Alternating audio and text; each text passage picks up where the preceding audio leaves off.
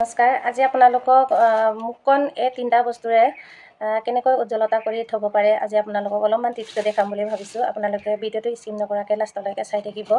এয়া মই লৈছোঁ বিলাহী এটা আৰু লগতে লৈছোঁ মই এয়া কফি পাউডাৰ। তাৰপিছত এয়া কফি পাউডাৰ আপোনালোকে 10-10 টকীয়াটো ল'ব পাৰিব। তাৰপিছত এয়া লৈছোঁ মই নাৰিকল তেল।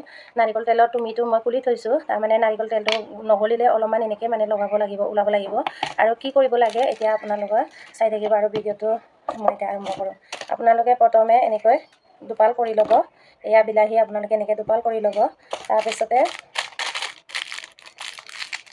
কফি পাউডাৰটো আপোনালোকে কাটি ল'ব। কাটি এইটো অলপ গোটাই হৈ গ'ল, মই কালি ওলাই থৈছিলোঁ। এয়া কফি পাউডাৰটো মই অলপ বঢ়াই লৈছোঁ, নহ'লে এইটো গোটা হৈ গ'ল যে। তাৰমানে এইটো গোটা হ'ব নালাগে, কিন্তু গোটা হৈ গ'ল, মই গোটা হৈ আছে বুলি গমেই নাপাওঁ। তাৰপিছত এয়া হ'ল তেলটো ওলাই নাই, মই এয়া তেল ওলাইছোঁ।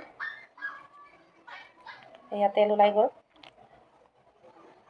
অলপমান নাৰিকল তেলটো লগালেও হ'ব।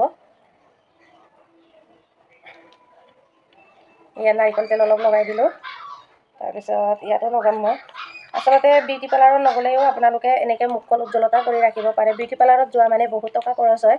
বিশেষকৈ আমাৰ বিয়া পতা মহিলাসকলৰ বাবে এইটো বহুত কাম হয়। আৰু আমাৰ বিয়া পতা মহিলাসকলে বিউটি পাৰ্লাৰত গৈ থাকিবলৈ সময় নাই, হয় নহয়? সেইটো কাৰণে এনেকৈ ঘৰৰ পদ্ধতিৰে আপোনালোকে তিনিটা বস্তুৰে এনেকৈ আপোনালোকে মুখখন উজ্জ্বলতা কৰি থ'ব পাৰিব। এতিয়া মই দেখাই দিম আৰু 3 মিনিটমান আপোনালোকে হেৰি কৰি ল'ব। এয়া মই নাৰিকল তেল লগালোঁ। তাৰপিছত আপোনালোকে এনেকুৱা মুখখন গুলি কৰি এনেকৈ ঘঁহি দিব।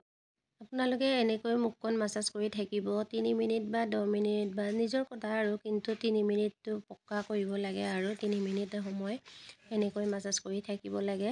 আৰু এতিয়া মাছাজ কৰাৰ পিছত শুকাব দিব লাগে।